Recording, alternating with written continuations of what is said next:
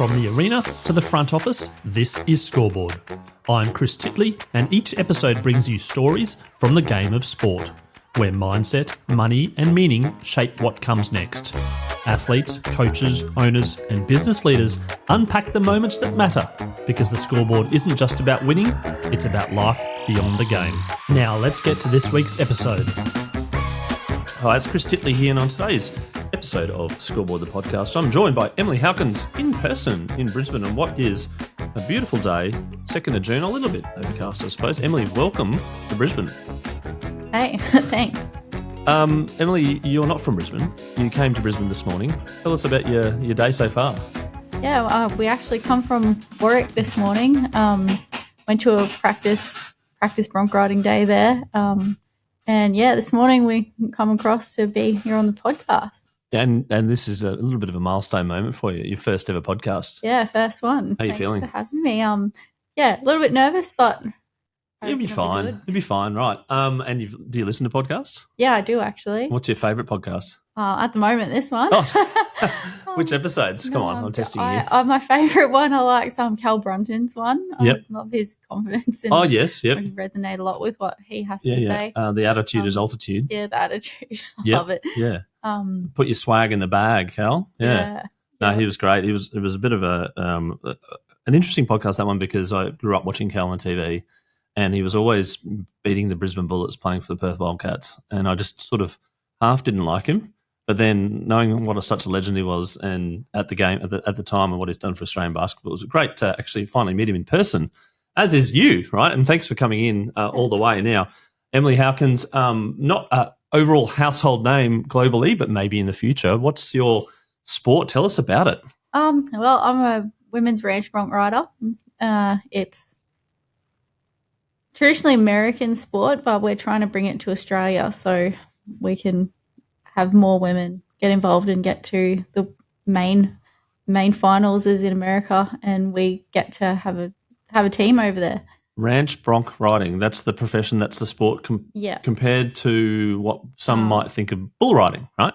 Yeah, so in Australia there's a few different rodeo events with the rough stock. There's bull riding, what you see with the PBR. We have saddle bronc that you see Damien Brennan, and most men ride it every rodeo. Bareback, which is a wild ride with a rig-in strapped to a horse like a suitcase handle. But yes, and then we also have ladies ranch bronc ride, which in America it's not ladies, it's men and women, but in Australia it's more for the women.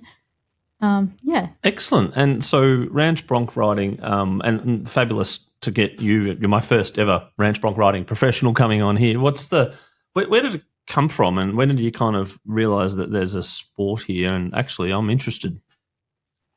Well, the sport, how it started for me is a friend of mine. I met her one New Year's, and we got to chatting, and she said, I'd really like to try bronc riding. And I said, I've been to a couple of schools, saddle bronc schools, and she's like, really? Like we should do that. And so got her the contact with Ken Reid and Gatton, and after a few goes of that, we were talking. We both reckoned we liked this TV show that was in America.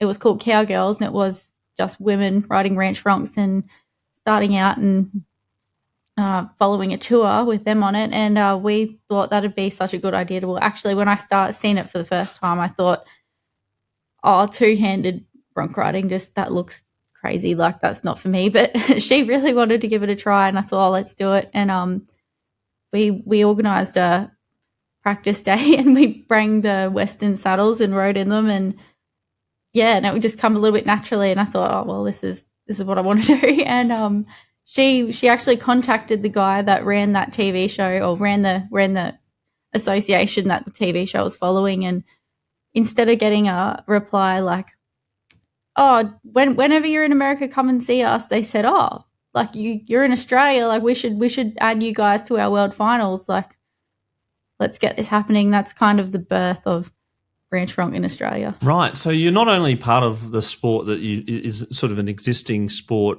globally, but now you're as you said, you're bringing it to Australia as a recognised sport, or adding Australia into a world champ. That must make you feel pretty proud. Yeah, I'm pretty proud of it, and it definitely gives you somewhere to go. Like when you ride with the boys in Saddle Bronc, and that's fine, but they welcome you and accept you, but you're not one of the boys, and it's really hard to win one of them events as a female rider. It's probably not impossible, but it's definitely hard. You got to work a lot harder. It's nice to have your own division and your own little thing to go chase together and travel together. Like all the girls, we just seem to have the best time on our little rodeo trips together.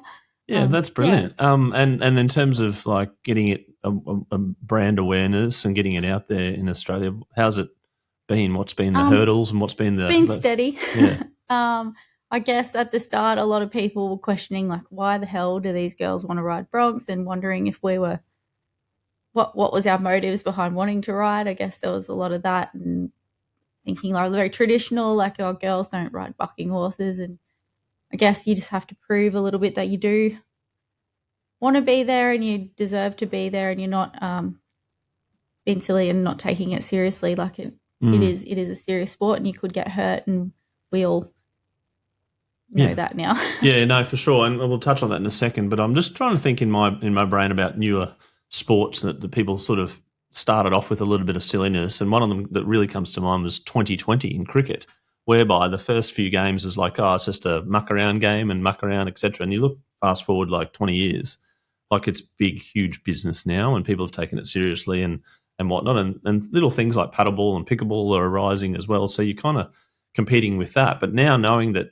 there's world championships, there's events, there's organised events, it must feel good that there's good participation, or hopefully steady participation in the sport. Yeah, it's starting to grow. It's getting a lot of interest, a lot of traction, and there are a lot more rodeo committees wanting to add it to their programs, and so it's really exciting for us. It's now we have a few hurdles with insurances and getting into different rodeos and bigger rodeos, but we're working on those. What's the ultimate skill, or I suppose mental skills and physical skills to be a good bronc rider? I guess mental toughness is probably a huge one that will get you further than anything. But that is also something you can train, and I guess being physically fit and strong, especially as a female, like you have a lot more to work on to get to riding fitness. Yeah, and what sort of, like for you, like the training program, and give the listeners a bit of an insight into behind the scenes what a training program looks like? For me, it's a mixture of strength and cardio, more like CrossFit style functional training, a lot of mobility, and a lot of time on the spur board with drills and skills, just working on little things. Muscle memory and visualization is a huge one. You got to picture the perfect ride, and almost by the time I get onto a horse, I'm over it. I've already thought about it so much that I've rode it a million times over that I'm kind of bored with it by the time I actually get there. Yeah, and the scoring and the winning, and how does that all work? Scoring is 2 judges, and it's out of 100 points all up. So 2 judges score 25 points each to the rider and the horse. Right, so there's a bit out of 50. And when it comes to the horse, do you work with a particular horse, or do you kind of just get randomly allocated? No, it's just a draw, random allocation. Like you put your name in for the entries, and they'll just draw a horse out of a hat, or however they do it. Yep. You find out on the day, or sometimes it's a chute draw. They give you a chute number, you stand there, and whatever horse runs in, that's what your partner. Yep. For the ride. And is there such thing as a perfect 100? Not yet. No. Is it a unicorn? Does it exist? Like in terms, it doesn't exist? No. So what do you aim for when you go out and you're visualizing 1,000 times before you come on to your thing? What are you aiming for? What sort of score you're aiming for? Yeah, you're aiming for 100. You're right. Well, they call it B90. 90 B90. Points, okay. Right. Yeah. And have you won with 90 before? I think the closest I've got to 88. Okay, and 88 was the win? Yeah, 88 was the win. Yeah, right. Okay. And so what do they judge the horse on? the horse, they judge like how hard he bucks. Obviously, if he's got a good pattern, if he's a big strong horse and holds his pattern and for the duration of the 8 seconds and How long does 8 seconds feel like? Feels like 20. Does it? Yeah. Yep. Yeah. Yep. And then you like go back and like you could probably. I used to be like a quasi amateur sprinter, and I remember it was sort of like 10 or 11 seconds probably in 100 meters, but it felt like you're preparing so long for this kind of race, and then it's over, and you're like, but you could sort of visualize everything and tell a story about 8 seconds or 10 seconds, Yeah. not running, but 11 seconds in running, going like I could write a novel on that. In that, Yeah, so even when though it you goes so first quickly. start out, that 8 seconds is just a blur. Like, And then well, I you get don't out, write and then 8 the seconds. competitor here, and this and that. And then I go forward, then they go, and then they went ahead, and and you're like, wow, that was only 11 seconds or whatever it might be, right? Yeah, and you can do that. So right. Yep. And do you remember? Do you have your favorite type of when you got that 80? What was it? 88? Your high score? Yeah. Do you remember that? Yeah, I do. I remember that. Go on, give us a ride. bit of a commentary on that. That ride, even just the lead up to that ride, it was a chute draw, and there was a heap of horses there, and there was an Appaloosa horse everyone wanted, and we were all like, oh, my friend already sort of had dibs on that one, so I sort of said, oh, what's this one here? And they said, oh, she bucks good. And I just thought, oh well, you want the horse that bucks the best, but this was early days, and we thought like maybe you don't want the one that bucks real good. But anyway, I just put my stuff there and got ready, and and it bucked out, and it just she was pretty rank, and it sort of come out, and I just remember like, oh well, I haven't fallen off yet, and she circled around a little bit, and it felt like the longest time ever that I was on this horse's back. The pickup man's coming in, and I'm just thinking like, get me out of here. But the horse was spinning, so it was very hard for the horse to pick up man to come in close enough to get me off. And she finally straightened up a little bit, and he come in, and I got off. And There you go. There's a lot more of an 8 seconds commentary there. It was awesome. And Emily, before this podcast, we talked about injuries. You've gone through one yourself. Myself, I slipped a disc in my back, and I think that was more from my job as an operator in a dozer all day, sitting sort of perched up there and putting pressure on my back. And there must be a lot of muscles that you don't realise that exist in your body when you're doing bronc ride training that you have to kind of train, as you said, in muscle memory. Yeah, I think the one muscle I find, if I fall off pretty quickly, I'm not very sore. Like I'm jarred off from hitting the ground, but if you cover 8 seconds, my forearms are the sorest they've ever been. And you get what's it called, the delayed onset thing, like the day later. 2 days later, and you're like, can't open your hands. Oh yeah, like, can you open this bottle of milk for me? No. And you speak of the disc in the back, very painful. Did you end up having back spasms? Yeah, I did actually. I had back spasms. Trying to sleep was the worst. Couldn't get comfortable any direction, and even just like you'd sit down for a while and you have to stand back up, and it was so hard to get back up. It's. I had it late last year, which is horrible for your 43-year-old with no core muscle. But you have to put your elbows down on to get up a lot. I found on the bed, and it's I wouldn't wish it on anyone, but the weird tuck and roll to get out. The weird tuck and roll to get out, and then they call it the socks and jocks. Putting your socks and jocks on, you end up having like more spasms or more kind of like painful lightning through your back. And I'm sure there's people out there that have gone through the back spasms, but it's not just the however long, 24, 48 hours that you have this. It's like the muscles get shaken up for so long, and that sort of feel like arthritis-y pain. It took a long time. It was my hip mainly. My hip and leg were just in pain all day, and I just was like, this is horrible. I went through finals with that. I rode. I took as many painkillers as I could to get through that, and I rode. Probably didn't ride my best because I wasn't very fit and I couldn't train because my leg was giving me trouble, and anyway, I did what I could, and afterwards I took, I think, maybe 8 months off. 8 months? Yeah. Wow. Okay, that's serious, in terms of the ongoing pain management. It just wouldn't stop, and there was nothing. I was going to physio, massage, nearly getting an exorcism just to try and get something to happen, and doctors were like, oh, you don't need surgery yet. Wow. And then, so you talked about championships there, and you talked about the relationship with the world championships. Did you want to talk about your progress, I suppose, a couple of years ago to get into the world championships in 23 and then also to 24? Yeah. Well, I actually qualified before COVID, and COVID stopped 1 year, stopped 2020. 2021, I think it was still stopped, and we couldn't get much done there. And then 2022, I could go, but I didn't want to get a COVID jab. Yes. Yep. I was various travel restrictions and things like that. Yep. I just didn't want that, and so I couldn't travel without it, and so 2023 I'd re-qualified. We had another year, and that was probably our biggest year for women's ranch bronc. Coming out the back of all the COVID things. Coming out of COVID and just getting it off the ground here, and we went from 2 events a year to 12 that year, I think. Yeah. In Australia? Yeah. Right. And was it a state-by-state thing, or was it more like a national event 10 times a year? It was more Queensland, because most of our riders at the time were based in Queensland, and our connections and contacts with rodeos in the area were around here. And, yeah. Yeah, right. Okay. And so then is there a qualifying thing to get to the world? So we collected, out of all those rodeos for the year, every win scored you points. So you accumulated the points for the year, and then the top 2 at that stage, top 2 got to go to America.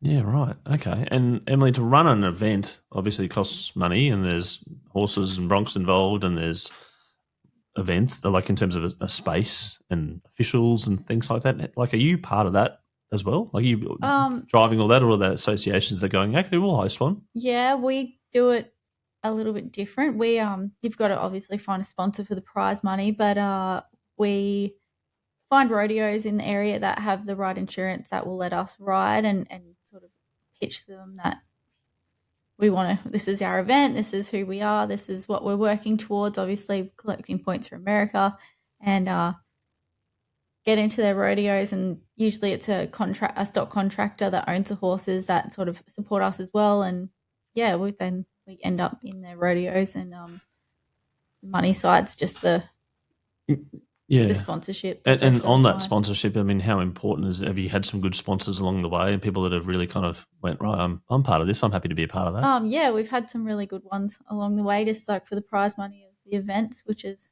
always grateful for that. Yep. And in terms of like, are they local businesses, or are they kind of like national brands? Or yeah, usually just local businesses. Yeah, okay. Yeah. I was going to say, well, while we're here and hopefully get a growing audience, plug out there for some national brands maybe. Yeah, that'd be great. Yeah. And your trip to America, you talked about that and that's where that initial discussion came from. Was that right? Adding Australia as part of it? Yeah. We got got our spot in the invited to the world finals, and now we just had to get girls ready and qualify, which was really exciting. I think this year we had 20 girls competing. 20? Yeah, this season. That's awesome. Don't you think? Yeah, I think it was great. I think it's really good to see it growing, and there's a lot more trying to come along. But the 2023, I think there was 10 of us. 10, and then it's grown. And where are the championships? And when are they in the US? At Cheyenne Frontier Days in Wyoming in end of July. Yeah, okay. And you've been over a couple of times. You want to describe the whole event from start to finish? It is surreal. It's one of the highlights of my life, getting to go ride there, because I always felt if you went down the path of a saddle bronc rider, you as a female, you probably will never make it to any big stages like that. Like, it'd be a once in a million chance of females getting that far in saddle bronc, but in the ranch bronc, it's an amazing experience to be able to ride on a big stage like that in your own sport. Yeah, so it's like a pinch myself moment combined with a bit of nervousness. Yeah, it was strange. It was one of those times I wasn't nervous, because I just thought, well, is what it is, and I'm here, and I just want to give it all I got. So it was actually really good. The crowd, the amount of people there is like the most I've ever seen in a stadium. I'm pretty sure it's like 30,000. 30,000? It's probably even more. That's I might have unbelievable. those numbers wrong. But yeah, but I mean like the actual noise, the level of the atmosphere. And just the people that you're getting ready with in the birdcage is there's like the best of the best cowboys in the world under there getting ready, and you're just there ready next to them. It's pretty amazing. And in terms of the contingent that went over, how many Australian girls went over in 23 and 24? 23, there was 2 of us, and 24, they added 3 of us. Right. And how many girls are there that compete in the overall World Championships? I think they fill the chutes. I think there's 10. 10, okay. And then you've got your, out of 100, and you've got, like, it can't be just one, what do you call it, bronc ride. How many are there that you get to do in the World Champs? It's for the World Finals. It's 2 days. 2 days. Yep. Worth, Yep. Okay. Yep. And then in 23, you want to talk about your experience, and then leading into 24. Yeah, 23. I'd like to say 23 was probably my warm up year. Yep. Yeah. So 23 was the first year we had like a fair amount of rodeos in Australia, and got to go over there and yeah. 23 was a good year. We got to go over, and it was our first, my first year over. The 2 other girls went the year before when I couldn't go with COVID. Yep. 23 was my first year, and it was I loved it over there. It was a big eye opener. Yep. And came back in 24 again. Wanted to experience it again. The first year I drew a softer horse for the first round, and he sort of run off with me, and I got a re-ride, and my re-ride horse was meant to be in the shootout, the end of the Saddle Bronc shootout, which is a bit more hectic, and one of the shootout horses jumped into the racetrack. And so they got me to sit on my horse and just wait there. And I think hindsight, I should have just got off this horse and kept myself active. Yep. And I'm just sitting there for maybe 2 minutes. I just got really loose and lost my sort of fire. And they sort of called for me to go a few times. So I nodded my head every time. They were like, oh, you got to hurry up. And there was a lot of stress, a lot of pressure. And by the time I come out of the chute, I was just so loose and just the horse threw me. Yeah, right. There's all different types of emotions that you feel when you jump on, and obviously, sometimes out of your control and sometimes in your control, I'd imagine. Yeah, they sort of push like, oh, girls, hurry up, don't be slow. The girls need to hurry up, and none of us stopped moving. Like, we're all there still working, and they're like, hurry up, you need to hurry up. And, I'm like, do they do this to the men too, or just us because we're girls? Yeah. And anyway, even one of the second day's horse that I got, my saddle was like slipped back a little bit, and they're like rushing us, and I wanted to change it, and I was like, you got to go, you got to pull your saddle down, and I just thought, stuff it, just pull it tight, let's go. Yeah, and so it was obviously the whole event is something which is memorable, and the networking and also like the ability to kind of share common interests is pretty cool, right? Yeah. Some of you meet girls from all over the world, like the 2023 finals. I travelled with a girl from Belgium. They had a European team there, so it was really cool to meet her. And then we travelled to a few different towns along the way and met Rod Hay. That was a NFR world champion for the Saddle Bronc in the day, and he was teaching a school. We met other cowboys from all over the place. It was pretty cool. Yeah, awesome. And you got the bargain going, right, 23 wasn't the best year personally from the actual competition point of view, but let's go again in 24. Do you want to talk about 24 then? 24, I think, was like the year, my running and gunning year. 24, I'd won Australian champion here at home. It was the first year we had a recognised title. So that was pretty special for me. And then made world finals. And world finals, even though I had this back injury, I still ended up 4th in the world. That's amazing. Cool. How does it feel when you say that now? Yeah, I wish it was world champion. But anyway, it's still pretty awesome to be able to say that I got that achievement in my sport. And what was the results like? Were they pretty close? Was there one person there that there's a girl that was like pretty close. Yeah, it would have been hard to be a judge. I can say, judging between. You landed with fourth in the world. Yeah. Of all the people in the world that do your sport, you're fourth. That's you know, and I'm assume there's a lot of competitiveness in you and a lot of I was competitive from day one. but then obviously the goal is to be the number one in the world. And as a goal, are you a goal setter? Yeah, I think myself, if I'm doing something, I don't want to do it just for fun. Like if I try a sport and I like it, I want to be the best. And what makes you become the best in the world and what you do? What do you reckon? Is it a lot of mental training, a lot of physical training? Yeah, I think preparation and leaving no stone unturned to try work out how to get to what you want. Yeah, and have you worked that out yet? Like, are you on the path at the moment? I think I am. Yeah, it's just sometimes it takes a little bit of luck to put it all together. And a little bit of support as well and storytelling as well. I mean, thanks for coming on and being your first podcast. But like in terms of social media and getting buy-in and getting a support crew, that's important. Yeah, it's definitely networking is a huge thing for us, and especially I've found the hurdles of trying to promote our sport and get it taken seriously and getting those opportunities. And it's almost now like you have a little bit of you've had some achievements and you can build your personal brand to make that work as a whole for your sport. The rising tide lifts all boats. Now, you've got an Instagram handle, Girl on a Bronc.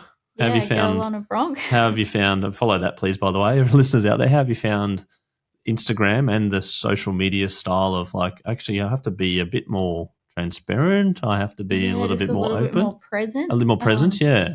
I feel like everything I post very genuine to me, and a lot of people say that. They're like, oh, it's exactly you.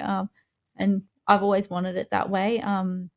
But yeah, at the start we were very, I'm not posting anything on there. Well, people put all this stuff on social media, and I think over the years I've learnt that it is now more of a business, and that you do use it for those reasons and not just for the sake of putting it on there. And then you've got a personal goal, which is to be number one in the world, but then as a sport here in Australia, what would be a goal there? What would be a big, hairy, audacious goal?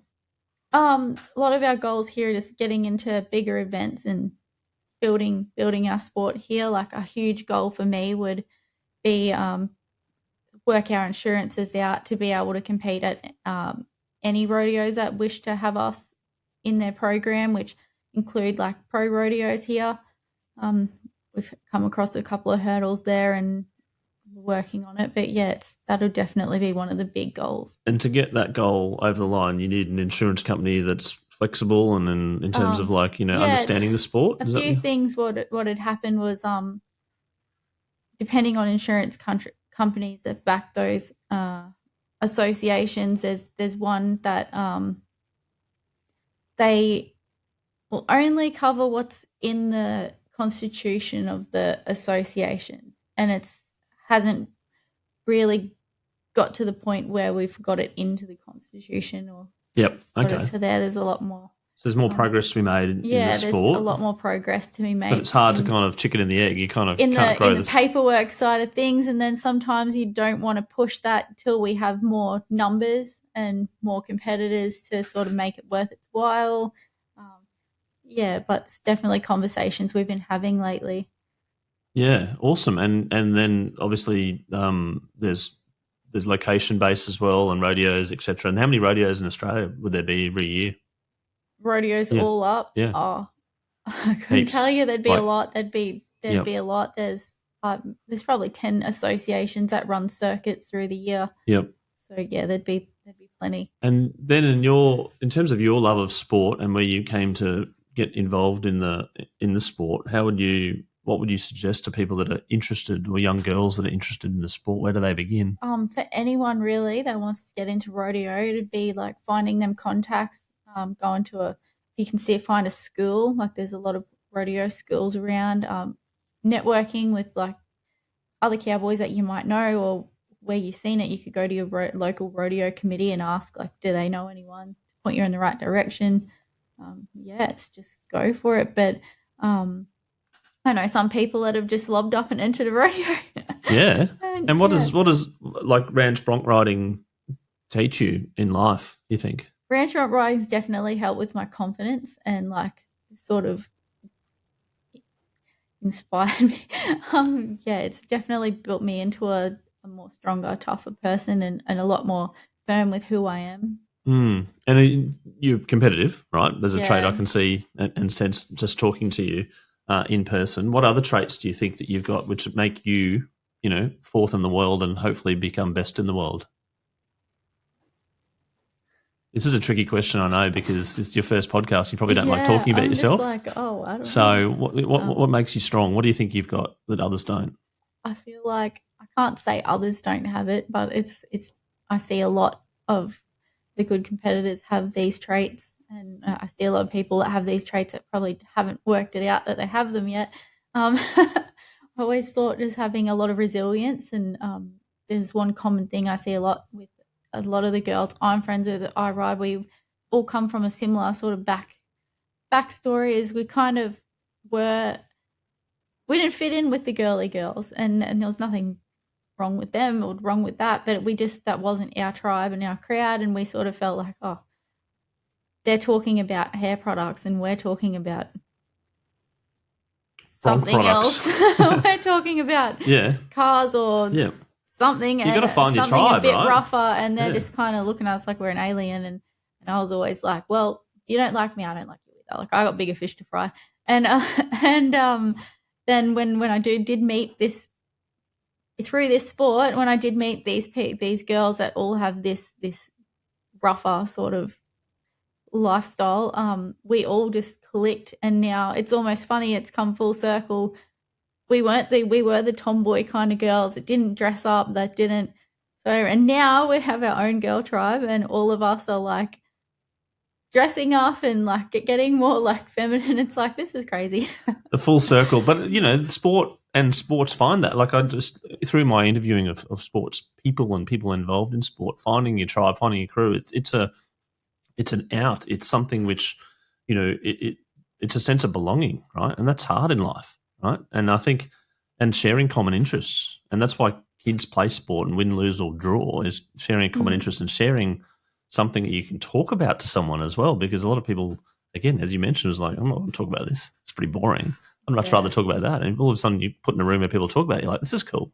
I can keep talking and keep learning from people. Have you come across people in your crew or your tribe that have been a bit sort of like, really close friends, but also been a little bit of like, I suppose idols or something which you kind of, learn from them? So on my journey of trying to find advice on how to ride Ranch Bronc, because obviously when I started in Australia, there wasn't any other one in Australia to learn from. You could definitely learn a lot of great mentors and friends that were saddle bronc riders and offered so much advice there. But my real family that I think are my closest people are when I reached out to, I sort of scanned Facebook and found like some of the best the world champion ranch bronc riders in America, and I just sent them a quick message, and just through those first couple of messages turned into a great mentorship and friendship, and now these people are some of my best friends and most respected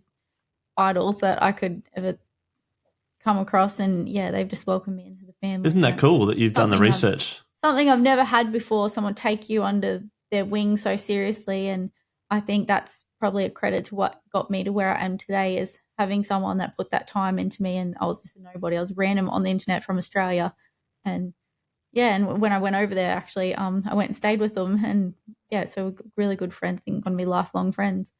That's amazing, and full credit to you to kind of suss them out, to go, actually, I wouldn't mind. I mean, people are human beings, and people ask me all the time about how I get people on this podcast, and I reach out to them on an email or LinkedIn, and people are people. They're like, yeah, sure. I think that's great advice to anyone. It's like, if you want to know something, well, what's the worst that could happen if you send this email and be like, hey, like, I think, could you help me with this if you've got time? Like, I'd appreciate that. And what are they going to do? Not write back or say no?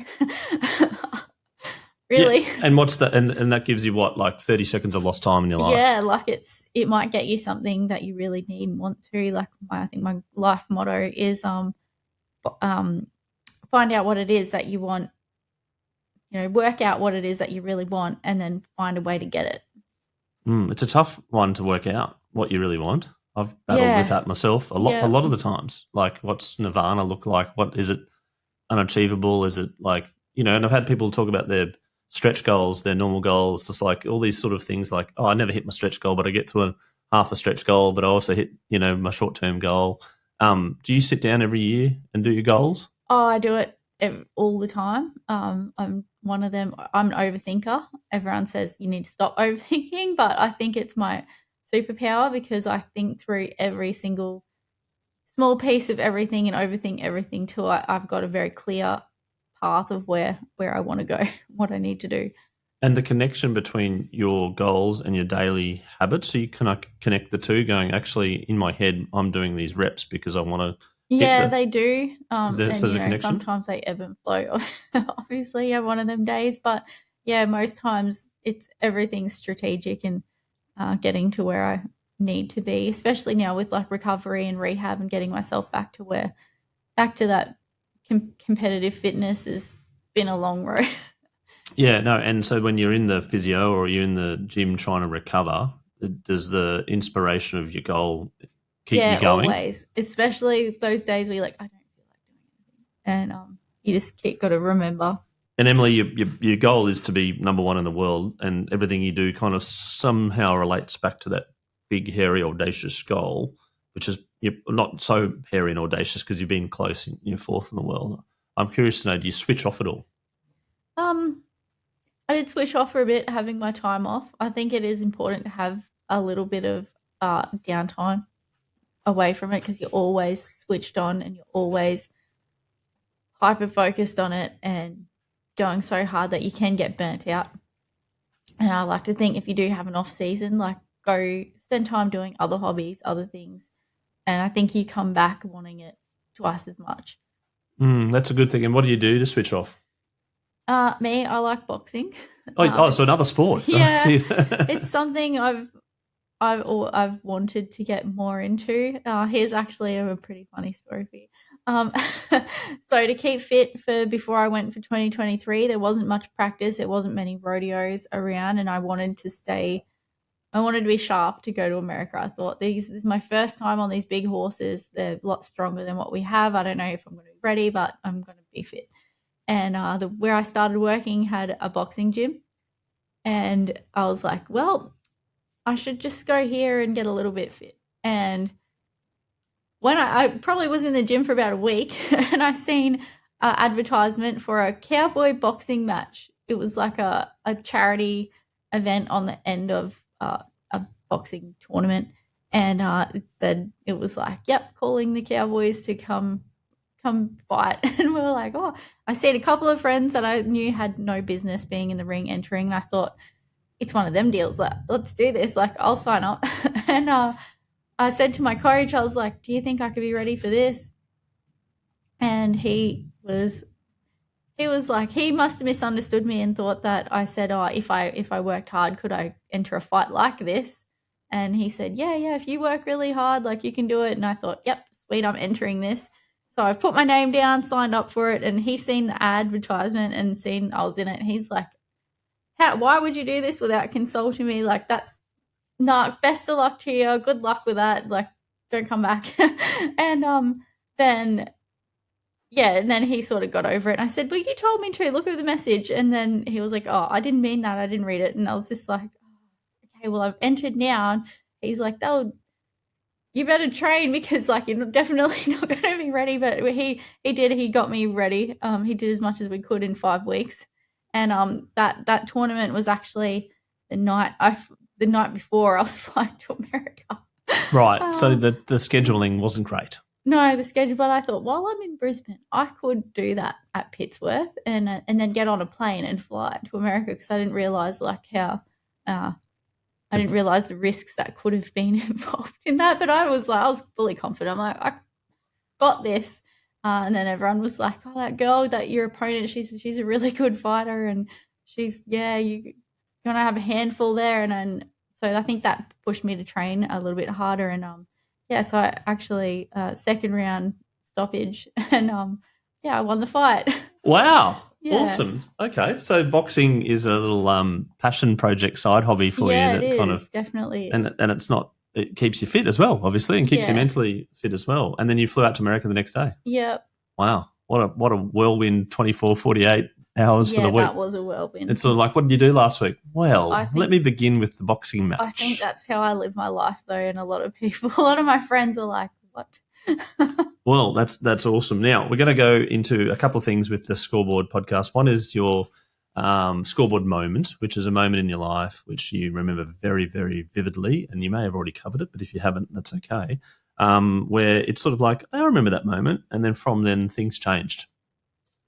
One of my Scoreboard moments was maybe my first ever bronc ride. It was first ever ranch bronc ride, and it was kind of like the deciding day that, do I like this two-handed style? Is this really for me? Do I want to do this? And we rode, and just happened to draw a really cool little horse that was really fun to ride, and he made you look really cool, and he bucked. And I stayed on, and I thought, like, nah, I can do this. I'm a little bit good at this. That just pushes you to keep going. We get a little bit good at it. That was probably the ultimate thing that was like set it in motion of chasing ranch bronc riding. That's awesome. And that's so vivid and clear, that first one, and the memory is almost maybe feels like yesterday. Yeah.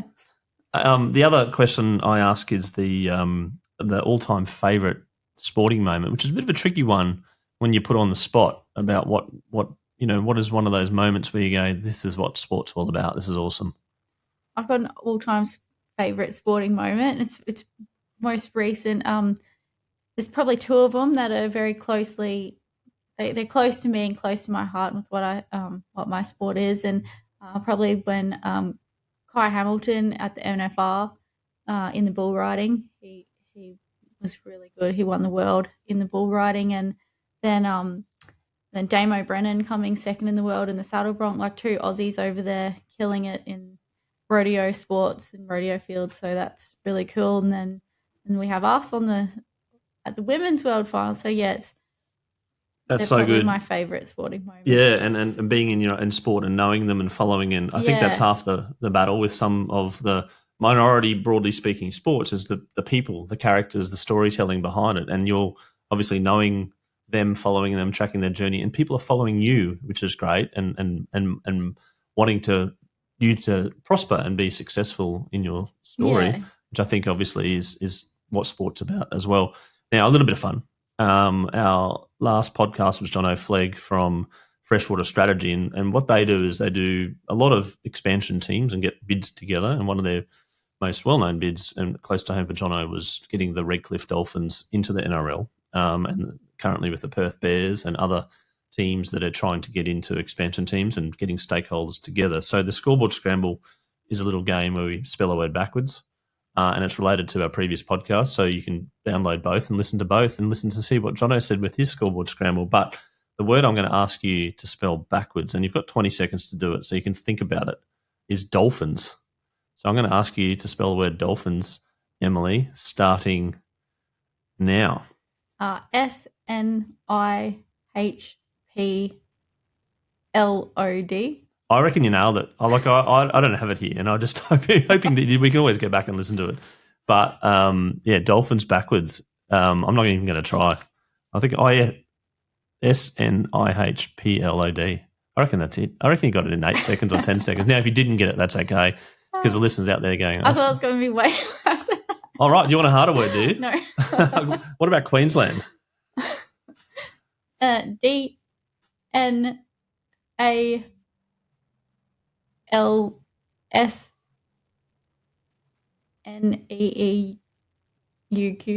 I reckon that's it. You're good at this. You can stay here all day. I've got one for you, which I'm going to cheat, right? And I reckon the people out there now, I don't know how to pronounce it correctly. Is it Cheyenne? Is that where the world champs are? Cheyenne. Cheyenne. How you going with that one? Oh, no. You've got it written on your shirt, so I'm going to cheat. So ENNEYEHC.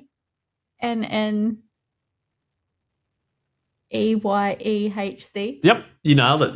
We can do this all day. Well done, Emily. You've 3 from 3. Oh, I could have cheated on the screen. Oh, did you? Oh, yeah, you did. But you have to look at it backwards. I think that's the reverse on the video. Now, I've got one final question for you. Some piece of advice for girls in sport, and also you've also talked about getting into your sport, but also sport in general. What sport's given you that nothing else has? Obviously confidence. Definitely given me confidence. Yep, and then for someone that wants to potentially be as good as you, what's going back the dream of Emily when she was 15? It may not have been this, but what was the dream for you, and what can you tell young girls to dream about now? I think I've already covered my find out what it is that you want. I think that's the most important step, is find out what your goals are. Yep. And maybe that could be like playing as many sports as possible, or playing lots of getting out there. When I was 15, it was being a jockey. Yep. And that was my lifetime goal. Yep. And it's now somehow ended up as Bronco. And goals can change, right? And that's the thing. Like, you don't need to be kind of like, oh my goodness, I have to do this, I have to do that. And then it's like, oh, well, I'm getting further and further away. Why not just reset the goal into something else? And it's a hard thing to do. And I'm not saying it's just easy, but certainly, it's a hard thing from a person to kind of reset their goals, but you've done it, and now you want to be best in the world. And I wish you all the best to be best in the world at your sport. Currently, sort of 2024, 4th in the world. Wish you all the best with your recovery. Emily Howkins, thank you so much for coming in and being part of Scoreboard. Thank you. Thanks for having me. Congratulations on your first podcast. You did amazing, and I'm looking forward to following your progress, sharing your progress through Scoreboard, the platform as well, and looking forward to following you and keeping in touch. Yeah, thank you.